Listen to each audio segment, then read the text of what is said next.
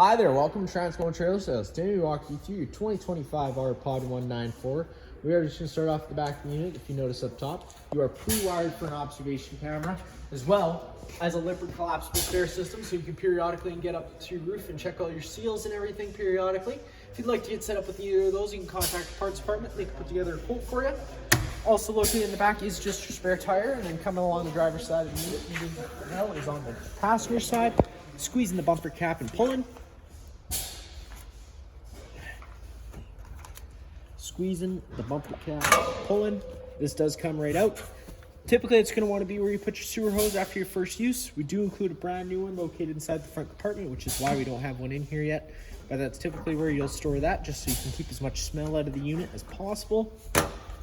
In all four corners of the unit, you do have stabilizer jacks, 3/4 inch drive tool, 3/4 inch drive nut. Run this foot down to the ground. Once the foot contacts the ground, just giving another 1/8 turn to snug it up, and it's going to take any bounce or sway you see we have in the unit right now away. I'm going to mention this now. These are stabilizing jacks. They're not leveling jacks. So just keep that in mind whenever you're using them. And of course, if you are using a cordless impact, always being mindful of how much torque you put on these guys, because it is pretty easy to bend them. Located behind this metal plate here, you got your two low point drains. The camera's probably not going to be able to get to it. But yeah, you would have two low point drains there, and that is how you drain most of the water out of the water lines. It's going to be the lowest point in the drain. Works good for if you're not leaving the unit for a while, don't want the water going stale or stagnant, or when you're finished winterizing. So you got your black tank flush. Of course, reading the caution sticker, it's going to tell you that you do have to have your sewer connected, as well as your black tank open. Reason being, you're pushing pressure inside the tank. If the pressure's got nowhere to go, that tank could expand to the point of cracking, so just be mindful of that. Got your main 30 amp twist lock connection. You just take a note of that notch there. It lines up with this notch on this side. Line those two up, firm push into place, 8th turn to lock it in. Then you got that threaded collar to really lock it down. If you follow that cord back, you do have your standard 30 amp plug in. Most campsites should have this, and you can plug right on in. But let's say you have the unit at home on the driveway and you want to run your fridge, or your campsite only has 15 amp service. We do include that 15 amp park adapter. Just keep it in mind, you're not going to be running your air conditioner off. That is really just to run your fridge and your lights and charge up your battery. Main sewer outlet, taking and twisting this knob off. Take a note of those 2 ears there. It's going to be the same 2 ears your sewer hose has. You just push, lock it into place, clicks. You got a black valve and a gray valve. You always want to empty your black valve first. It's going to be your dirtiest water, filled from your toilets.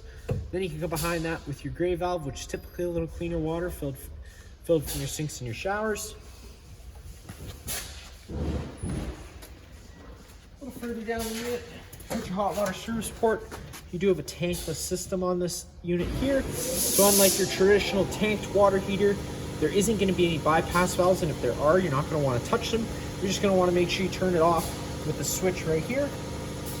Turn it off, run your antifreeze through your system, and once you're done winterizing completely, cracking open this pressure relief valve and leaving it cracked open during winter. That way, once that antifreeze starts to gel up during those cold winter months, it doesn't expand and crack inside the copper tubing. City water connection, so if you're out boondocking or you don't have water at site, put a garden hose in there, turn it on, and that is what's going to fill your fresh tank. Right below that is your city water connection, so if you're at a site with service, put a garden hose in there, turn it on, it's going to pressurize all those lines. That's your fresh tank drain, loosening off that cap. All the water is going to drain out of the fresh tank. Opening up this compartment here, it does go right through to the other side. 15 amp park adapter, which I've already told you about. Then you do have some other goodies in here, including your starter kit, that 10-foot sewer hose I told you about, 15-foot water hose, and some other miscellaneous goodies.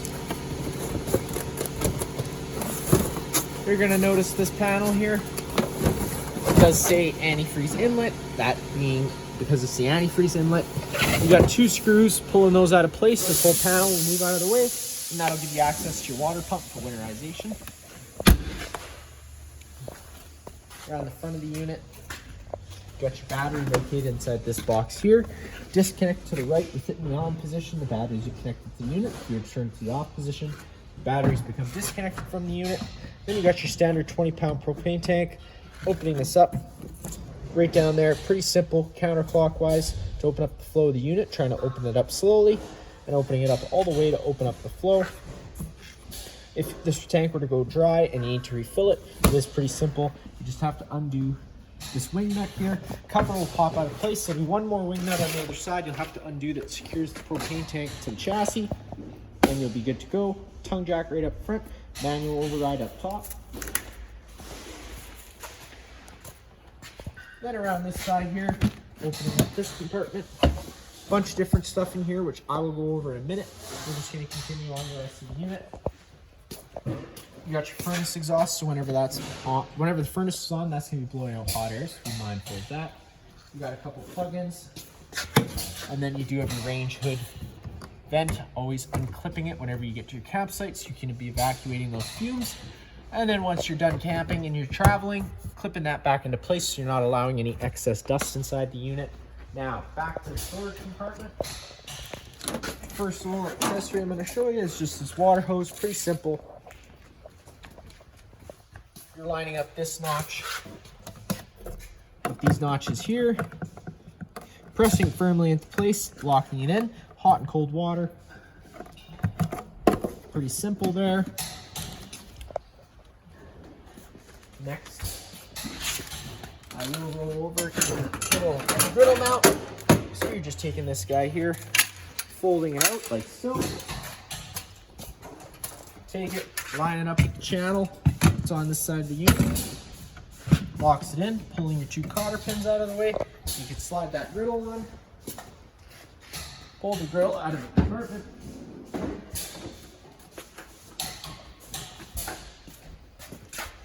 Slides onto here like so.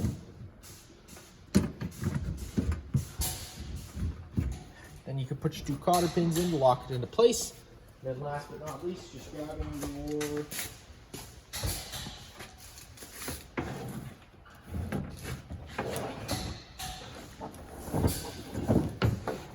grabbing your propane quick connect line. Taking this end, installing it onto the griddle. Obviously with the flow of propane closed, it allows you to operate the coupler, opening up the flow of propane, added safety feature, no coupler operation. Whenever you're plugging in, I always recommend just holding the back of the regulator, just so you're not pushing on anything. Run this hose down to the bottom side. Same thing, pulling the dust cap off, always making sure you put the dust cap back on whenever you're traveling or not using the propane so you don't get debris inside there. Pull the collar back, lock it into place, opening up the flow of propane. You'd now be able to fire up that griddle, and then taking it all off is as simple as just the opposite. Also, they do include a little cable that connects into that channel space as well. Just clips on the same way as the griddle did. Taking that assist handle, pushing up, folding it 90 degrees, it'll allow you to open up the doors. You do have to open up the door fully, get your stair set down, pulling that latch will allow you to bring the stair set towards you. On either side, you do have adjustable feet. You got these little clamps on either side. You just got to count the amount of holes that are open so you can have nice stairs for your campsite needs. Now, before we do hop inside, I'm going to mention you're going to notice if you open up the door all the way, it blocks the awning arm. So before you ever go to run your awning, to avoid any damage, always making sure you have this open in the 90-degree position so that awning can travel freely back and forth. Taking a step on inside, first thing you notice off to the right is that fire extinguisher, pretty much just like home. Pull the pin and shoot. Next, you got your interior lights. You got your porch light, which turns on that orange light there. Then your awning LED switch light.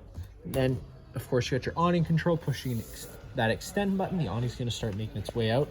Once fully extended, you're going to see the back of the metal tube and the little flap hang down. Unfortunately, today I don't think we're going to be able to get it all the way out, just due to space.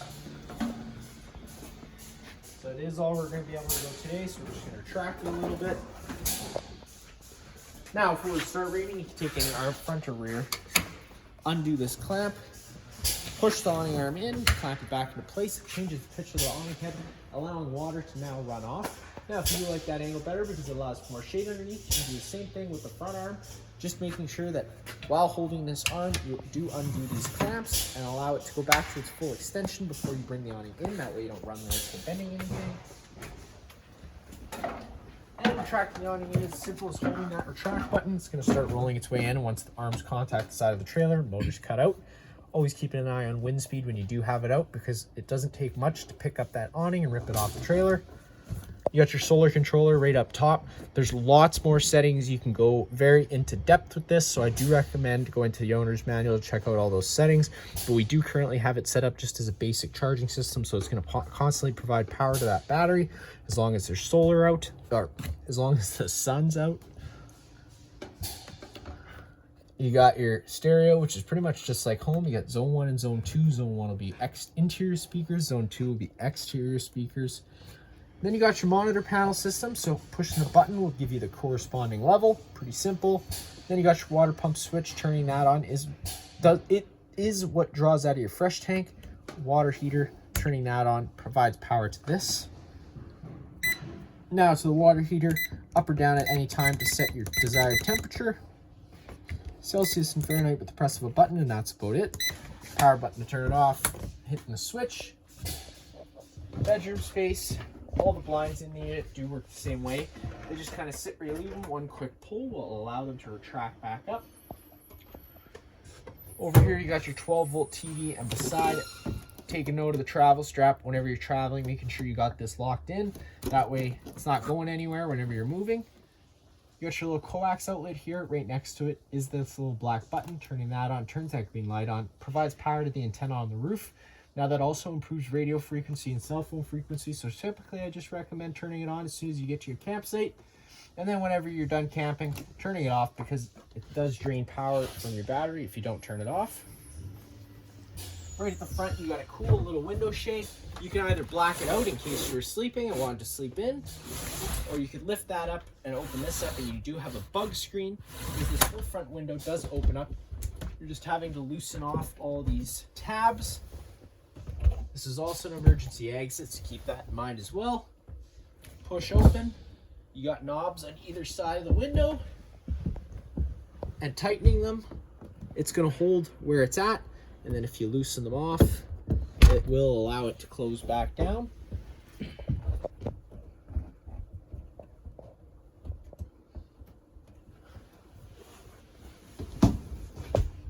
Now you got your little dinette area. You can turn this into a bed in case you were to have guests.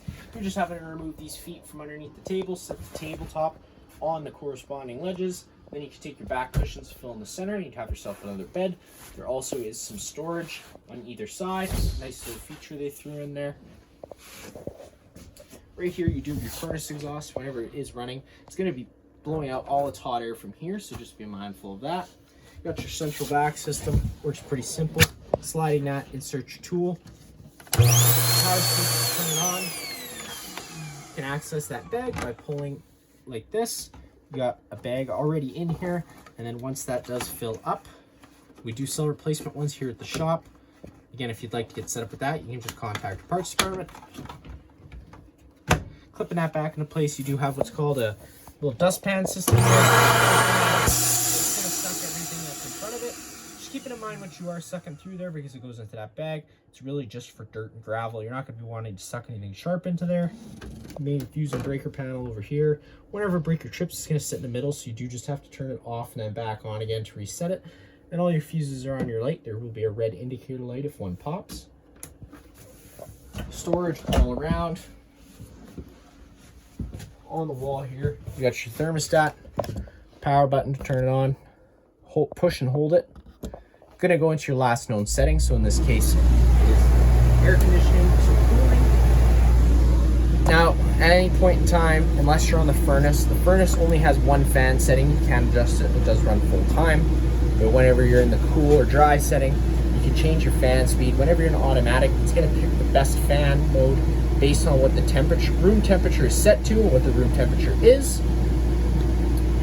And if it's on automatic, it means it's an on-demand system. So if we have it at 69 and the room is 71, once this thermostat senses the room's at 69, it'll automatically turn off the air conditioner.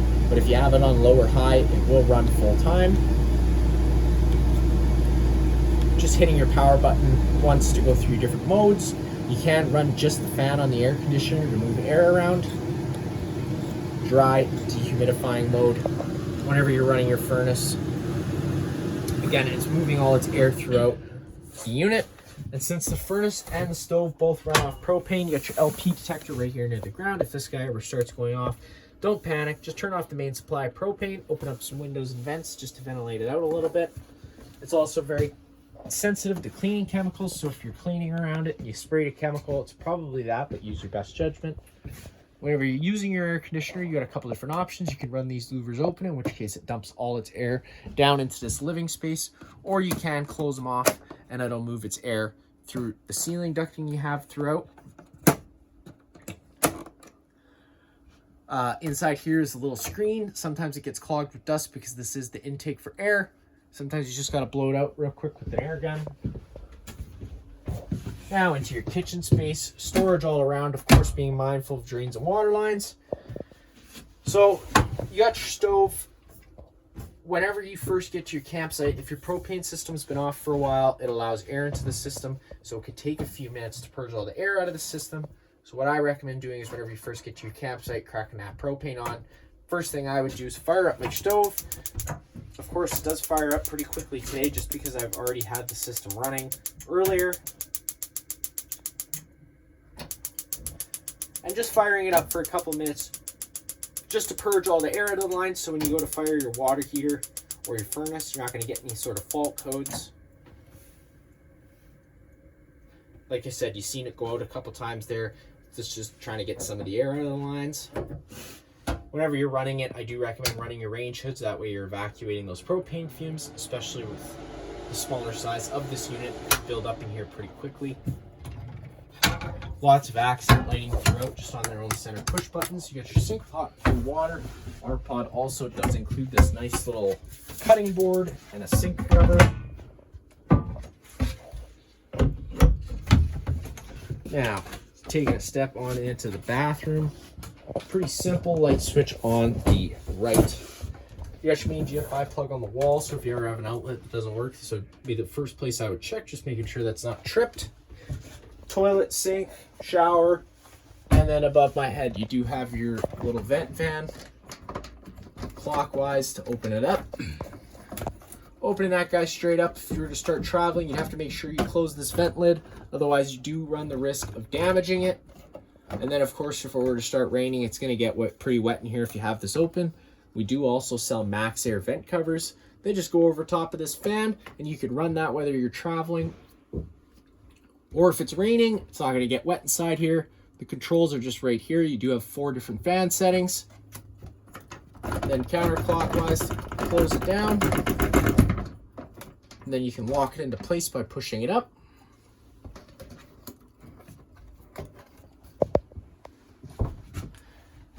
That is going to be it for this unit here. If you have any other questions, feel free to give us a call.